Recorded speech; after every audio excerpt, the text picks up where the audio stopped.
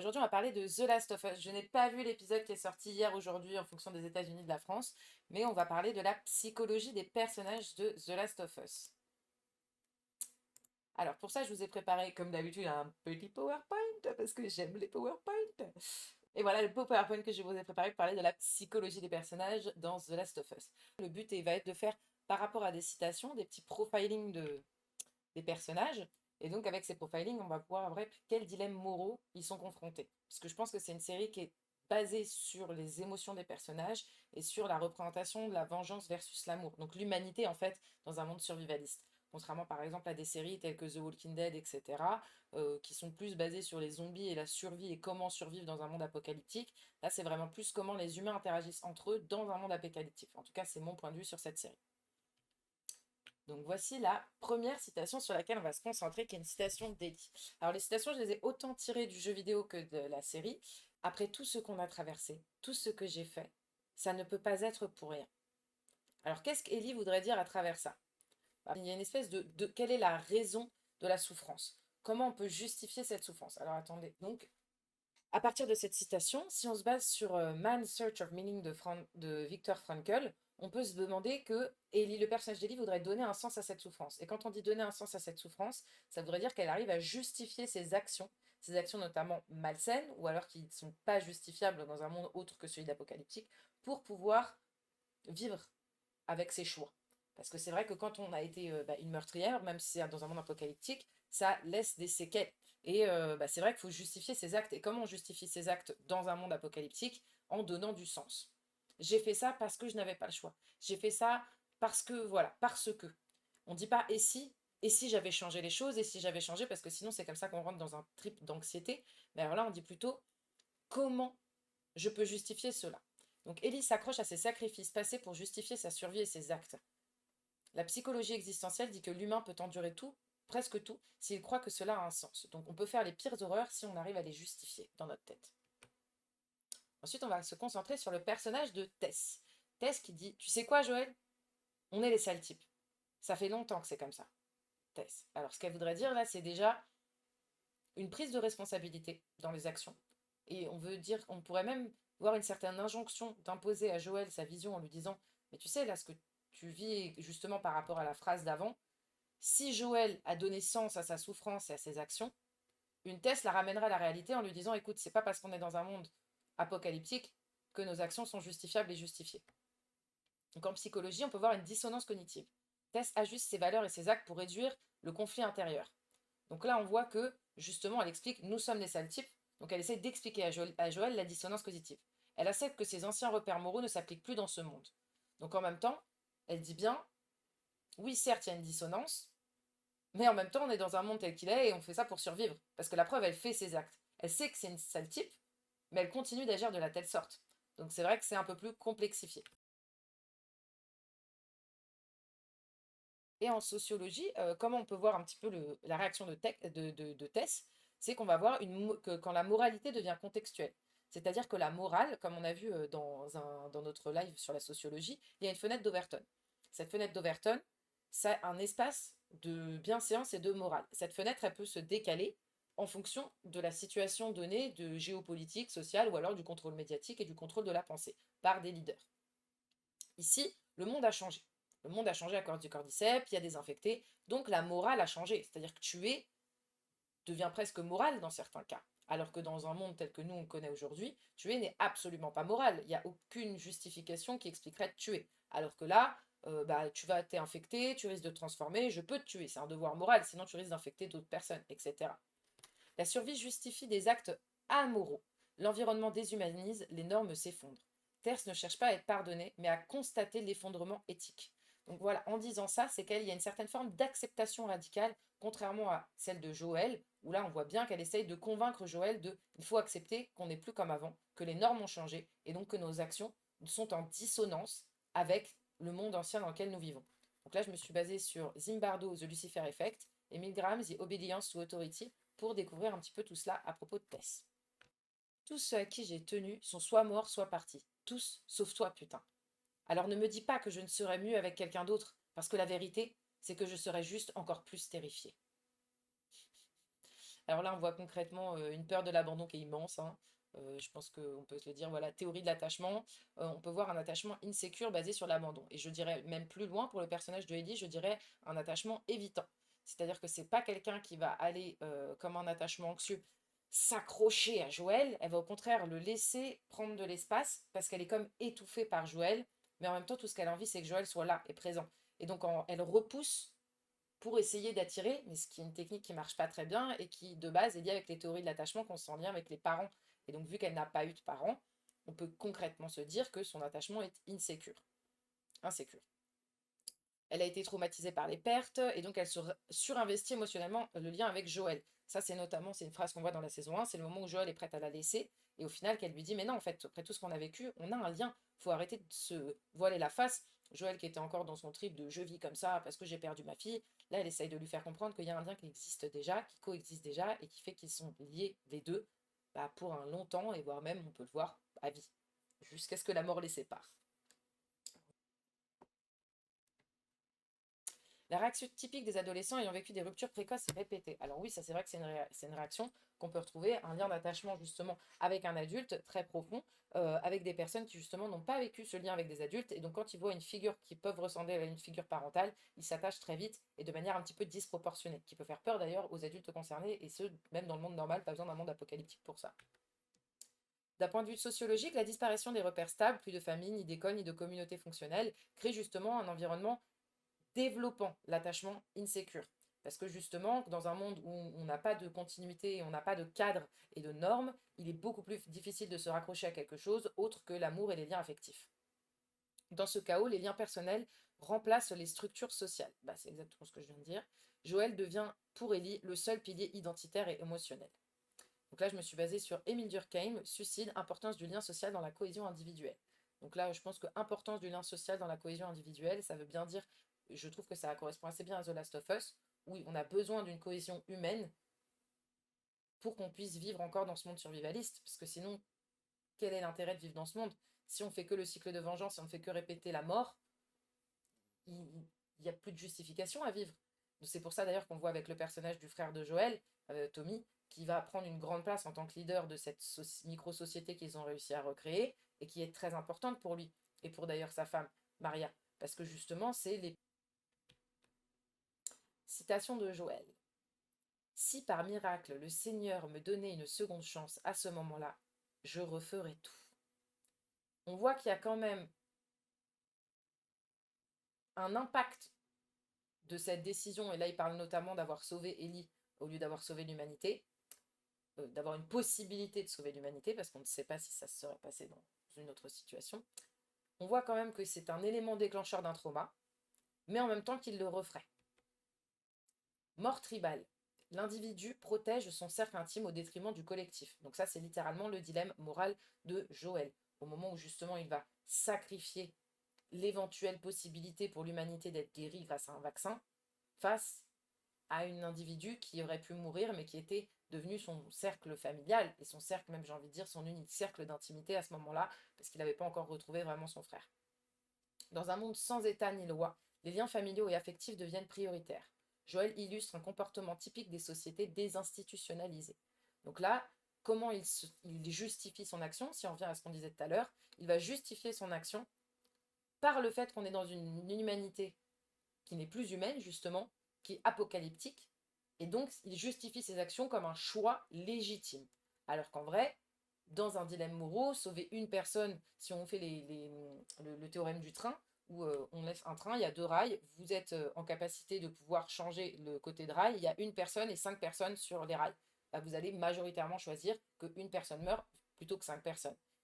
Et là, malheureusement, la majorité des gens sont du côté de Joël parce qu'on a suivi son histoire. Et donc, il y a une certaine empathie, mais aussi ça joue sur notre identification avec les personnages et leur vécu, avec voilà toute cette beauté en fait relationnelle d'une relation presque père-fille qui se crée avec comme un lien d'adoption entre les deux qui est magnifique.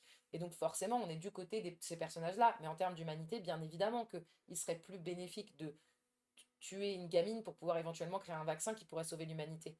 Et donc c'est ça qui est assez beau, c'est comment on arrive à nous jouer un petit peu avec notre identification pour justement prendre les mêmes décisions que les personnages, que ce soit d'ailleurs dans le jeu vidéo ou dans la série.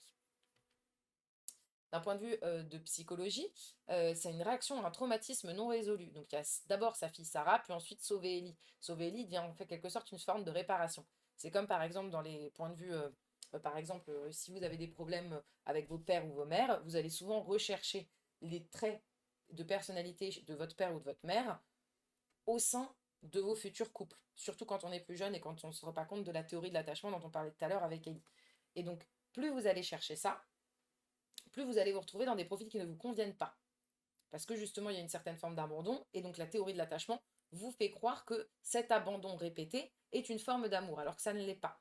Et donc là, c'est un peu ce qu'on voit avec la même réparation symbolique. Si vous arrivez au final à trouver quelqu'un qui ressemble à un de vos parents qui vous a abandonné, pour ensuite en créer une relation avec elle, c'est une certaine forme de réparation symbolique. C'est d'ailleurs pour ça qu'il y a plein de gens qui restent dans des cercles qui ne les conviennent pas, parce que justement, ils vivent cet abandon de manière répétée sans s'en rendre compte.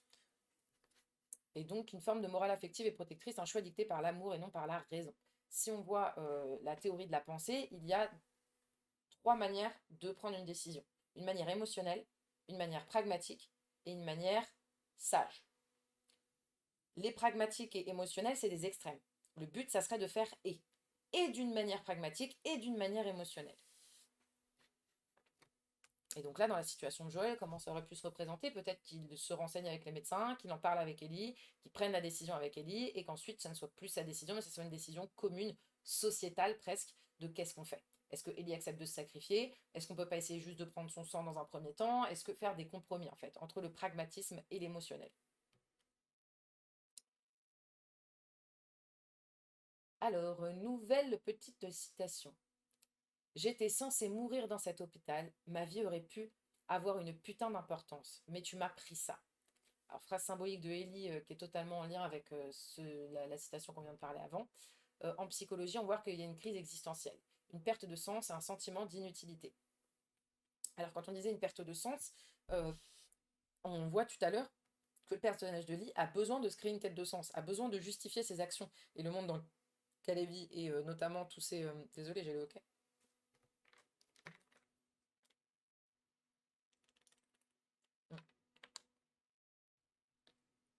Elle a besoin de justifier un petit peu le monde dans lequel elle vit et tout ça. Alors attendez, je vais juste faire ça. Voilà. Donc elle a besoin de justifier le monde dans lequel elle vit de manière intense. Et donc ce point de rupture va vraiment créer un point de rupture avec sa figure paternelle où elle considère un petit peu que ça va être la justification de sa souffrance. C'est à cause de lui. Elle aurait préféré mourir. Donc Ellie souffre du survivor guilt, culpabilité du survivant. Vivre sans finalité est une douleur plus profonde que la mort. Elle aurait préféré mourir, elle aurait préféré avoir un sens à sa vie. Aujourd'hui, elle ne comprend pas pourquoi elle a survécu, elle s'est fait mordre et pourtant est toujours en vie. Et donc il n'y a plus aucune justification en fait à son état physique et à son exceptionnalité. Elle n'a plus de récit héroïque pour justifier sa souffrance. C'est vrai. D'un point de vue sociologique, dans une société effondrée, l'identité sociale ne passe plus par les rôles habituels. L'individu se tourne vers la mission personnelle, sacrifier sa vie, sauver d'autres pour se sentir utile. Ellie incarne le besoin de valeur individuelle dans un vide collectif. Donc oui, Ellie, dans sa tête, elle avait une quête de sens, contrairement à tous les autres. Elle avait la quête de sauver l'humanité, elle avait la quête d'expliquer pourquoi elle avait survécu et pas d'autres personnes. Elle avait la quête de trouver un médecin qui puisse peut-être sauver l'humanité. Et en fait, toutes ces quêtes comme ça qu'elle s'était un petit peu définies pour justifier sa vie dans la partie 1 ont été démontées dans la partie 2. C'est pour ça d'ailleurs qu'elle va partir sur le chemin de la vengeance pour donner une quête de sens à sa vie. Je pense en tout cas. Alors une citation de Tommy. Pour faire ça de manière intelligente et faire comme cela comme l'on veut, il aurait été plus intelligent il n'aurait pas été intelligent de laisser Jackson vulnérable. Donc là, en gros, ce qu'il veut exprimer par cette phrase, c'est plus ou moins le fait que la communauté va passer avant l'individualité, ce qui est totalement l'opposé de Joël, comme on vient de le voir. Tommy exprime un conflit intérieur entre émotion personnelle, de vengeance et devoir collectif. Il illustre la maîtrise de l'impulsivité au profit de la rationalité, mais au prix d'un renoncement affectif. On en revient tout à l'heure sur le schéma. Prise de décision pragmatique, prise de décision émotionnelle, prise de décision sage. Tommy a pris les deux parties pour prendre une décision qui lui était plus vers le pragmatisme. Mais le pragmatisme est que aussi l'émotionnel, parce qu'au fond de Jackson, il y a quand même sa famille. Oui, Joël, c'était sa famille, mais lui, il a aussi une autre famille à protéger. Et donc, en ayant fait les pour et les contre, il pense que sauver le collectif et le plus grand nombre de personnes plutôt que de se réduire à subvenir à sa vengeance et quand même de manière est quand même plus idéale pour lui et pour sa vision du monde et de ses valeurs et de ses croyances dont on parlait. En sociologie, il y a une éthique de la conviction. Suivre ses principes coûte que coûte. Vengeance versus loyauté. Donc lui, on voit que c'est quelqu'un d'assez radical. Comme je l'ai dit, c'est pas une décision sage. Pour moi, c'est une décision plutôt pragmatique que vers le sage. Il n'y a pas de... D'abord, on protège Jackson, on crée un système, et ensuite, on va défendre, on va, je veux dire, aller attaquer Joël. Ce qui d'ailleurs est une petite nuance qui a été apportée dans la série, contrairement aux jeux vidéo. Où dans la série, on voit qu'au début, il lui dit, attends, d'abord on se reconcentre, Ellie, d'abord tu te soignes, et ensuite Ah, attendez, j'ai un message. Non, ça va. D'abord, tu te soignes et ensuite, on va s'occuper de ta vengeance par rapport à Joël. Ce qui, au final, ne va pas être fait dans la série. Aucune personne ne va voter pour au comité. Et donc, Ellie va décider de partir toute seule avec Dina. Tommy choisit la responsabilité, ce qui illustre la tension entre la morale personnelle et la politique collective. Donc, c'est un peu une belle conclusion de tout ce qu'on vient de se dire. J'ai peur de finir seule. On en revient à la théorie de l'attachement et à la peur de l'abandon. Donc en psychologie, angoisse de l'abandon issue d'un attachement insécure, donc comme on en parlait, un attachement évitant qui a fait qu'elle a repoussé un petit peu toutes les personnes qu'elle aime parce c'est vraiment son système émotionnel pour se protéger, c'est de se sentir mieux seule et individuelle et limite de se sentir étouffée quand il y a des personnes qui sont trop proches d'elle. On va le voir avec Joël, on va le voir avec Dina, puis après on va le voir aussi avec le personnage de Tommy, qui va être un peu trop présent vers la fin et qui va la pousser vers de mauvais tranchements, on va dire. La solitude active une faible estime de soi et des traumatismes relationnels non résolus, qui vont continuer à se développer, se développer, se développer tout au long de l'histoire, au point que justement Ellie se retrouve seule et rongée par la vengeance. C'est une réaction courante chez ceux qui ont connu des pertes affectives répétées, comme l'a vécu Ellie depuis sa tendre enfance. En sociologie, dans l'univers de The Last of Us, le tissu social est désintégré. Plus de famille, plus de communauté, ni de rôle stable. La solitude devient une condition structurelle, pas seulement psychologique. L'individu isolé est invisible, vulnérable, sans reconnaissance sociale. C'est vrai que la solitude dans The Last of Us, je ne l'avais pas vu de ce point de vue-là, mais si on le développe un petit peu, c'est même une condamnation à mort, parce que quelle est la différence si on vit seul dans un monde comme The Last of Us ou si on est infecté? Il n'y en a aucune en vrai, parce qu'on a perdu toute notre trace de notre humanité. Et donc c'est un petit peu la beauté de tout ça, de pouvoir se concentrer sur la création d'une communauté, la création d'amour, la création de liens forts. Et c'est ça un petit peu que les personnages oublient au fur et à mesure, qu'on retrouve dans des séries telles que The Walking Dead à partir des fins de saison, de la fin de la série. Mais c'est vrai que c'est une notion qui est très présente dans The Last of Us et on voit des oppositions dans des personnages qui visent la vengeance et des personnages qui visent justement la recréation d'un monde, d'une humanité et d'une communauté. Si jamais je te perdrais, je me perdrais sûrement moi-même, Joël. On revient aux théories de l'attachement. Joël exprime une fusion identitaire. Ellie, virgule, égale sa raison d'exister. Donc c'est un type de dépendance affective en quelque sorte qui va créer un lien plus ou moins malsain. Et en même temps, comme on l'a vu tout à l'heure, ça va être un moyen de justifier ses actes, justifier ses actions, pour rester justement en vie et arriver à se convaincre lui-même de sa décision. Typique de la codépendance affective, après un deuil non résolu, entre guillemets Sarah. Il projette sa reconstruction psychique sur un nouveau lien intense. Ça, on le voit assez rapidement, à partir du moment où il sauve Ellie, ça devient justement sa nouvelle moyen de survie, son nouveau moyen de survie, son nouveau moyen de donner un sens à sa vie. En sociologie, dans un monde sans communauté, l'autre devient tout. La disparition des réseaux sociaux pousse à un hyper-investissement dans les rares liens intimes. Et ce type de lien fusionnel remplace les anciens cadres de sens, famille, religion, société. Donc oui, on n'a plus rien à voir avec le lien de sang, c'est le lien de la survie en fait, qui va rester.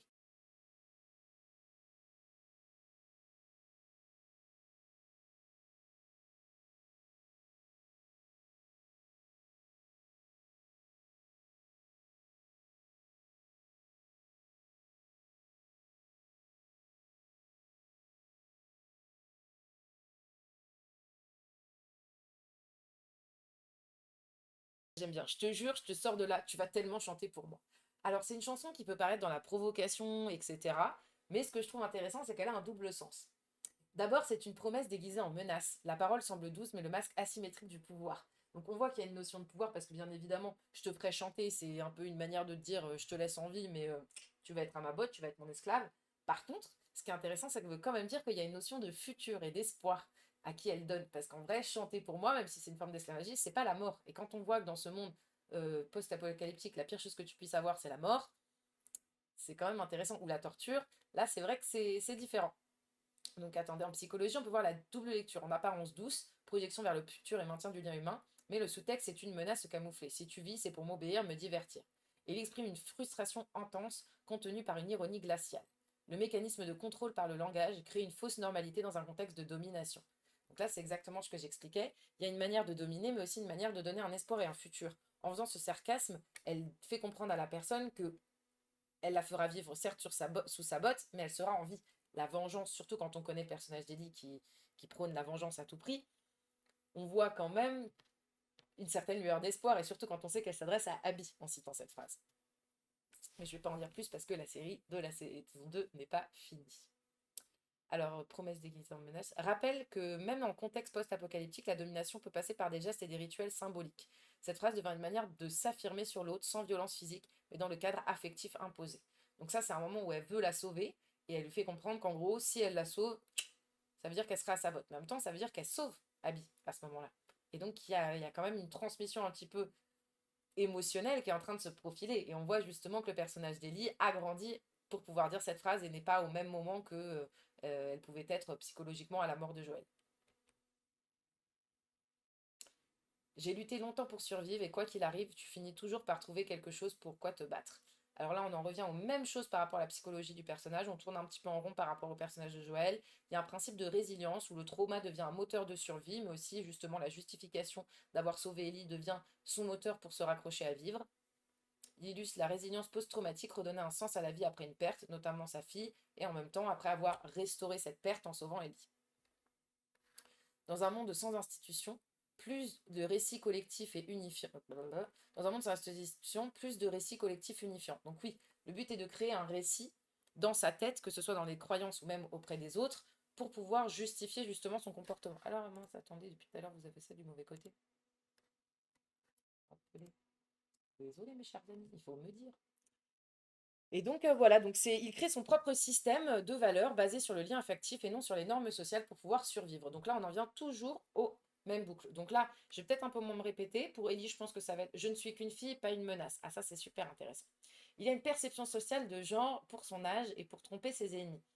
On voit qu'il y a quand même une perception du genre qui est quand même assez présente dans The Last of Us, où il y a quand même des petites phrases genre «Oh mais pourquoi les jeunes filles elles étaient intéressées que par les garçons? Pourquoi elle est habillée de manière sexy?» Il y a des petits trucs par rapport au reste de la fin de l'humanité que Ellie fait remarquer plusieurs fois. C'est une forme d'intelligence sociale stratégique. Elle va jouer sur le fait «Je ne suis qu'une pauvre fille» parce qu'elle a compris les codes de l'ancienne société pour pouvoir en jouer dans un certain cas. Et en disant je ne suis qu'une fille, pas une menace, quand on connaît le personnage d'Ellie, on sait très bien que c'est pas parce que t'es une fille que t'es pas une menace. Ellie est, je pense, une plus grande menace que n'importe quel personnage dans The Last of Us. Au contraire, parce qu'elle est rongée par la vengeance. Donc elle transforme une faiblesse perçue en levier comme pouvoir. Donc elle échange un petit peu toutes les données de genre qu'on pouvait voir à l'époque dans notre société actuelle, qui n'est plus justement dans la société de The Last of Us. Même dans un contexte post-apocalyptique, les rôles sociaux genrés survivent. Être une fille est perçu comme non menaçant. Construction culturelle. Alors ça, je suis pas trop d'accord, mais dans l'idée, justement, c'est en utilisant ces codes de l'ancien temps qu'il va y avoir cette nouvelle réécriture de normes. Parce que par exemple, bon là c'est vrai qu'on le voit pas trop dans la série, mais le fait que Ellie soit un personnage assez maigrichon et que au final Abby est une personnage qui est presque bodybuildée avec des gros muscles et tout ça, attendez, avec des gros muscles et tout ça, on va montrer mes gros muscles. Et bah avec des donc Ellie est maigrichonne, Abby a des gros muscles et en même temps Ellie est 3 fois plus, on va dire, masculine dans ses traits et sportive et dans la vengeance, etc., que ne peut l'être Abby, qui au final va avoir toute une romance et quelque chose de très féminin. Alors que physiquement, elle ressemblerait moins à un caractère féminin stéréotypé qu'on aurait l'habitude de voir dans les séries et les films, où une femme se doit d'avoir des formes, se doit d'être maigre, se doit d'avoir les cheveux longs, etc., etc. Ce qui est totalement faux et des stéréotypes de genre, d'ailleurs, moi je pense. Alors, une dernière phrase de Tommy, et après je crois que c'est la fin des citations. Je sais que tu souhaiterais que les choses soient différentes. Je souhaiterais que les choses soient différentes aussi, mais elles ne le sont pas. Tommy incarne une résignation lucide face à une réalité immuable.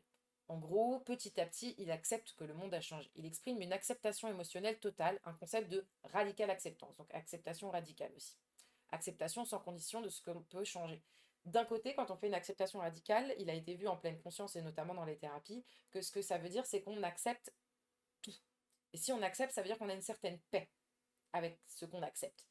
En général, c'est quand on n'accepte pas, qu'on est dans une résistance au changement, une peur de l'inconnu et qu'on reste bloqué dans des cycles. À partir du moment où il y a une acceptation radicale, il y a une certaine paix. Donc là, le moment où il dit cette phrase, ça voudrait dire qu'il y a une certaine acceptation et là, c'est une phrase qui est adressée à Ali en lui disant ne va pas courir après la vengeance, ça ne sert à rien. Et on va voir après, si vous connaissez l'histoire, le changement de Tommy, qui va tout détruire, parce qu'il va détruire le seul moyen de rédemption de la vie d'Eli. Tristesse. Et en sociologie, c'est la fin du mythe du progrès. Plus d'avenir collectif, plus d'espoir idéologique. Il y a une conclusion. J'aimerais que les choses soient différentes, mais elles ne le sont pas. Donc il y a une certaine forme d'acceptation, mais aussi de négativité dedans. L'humanité vit dans un présent figé, dicté par la survie brute. Cette phrase illustre la perte de repères narratifs, une forme d'anomie moderne. Voilà. Et donc pour finir, tout qu'est-ce que ça nous dit en fait, toutes ces citations? Ces citations-là, ça nous dit des dilemmes moraux qui sont pour chacun des personnages. Donc on va voir, ça va être assez rapide. C'est quoi le dilemme moral de Ellie?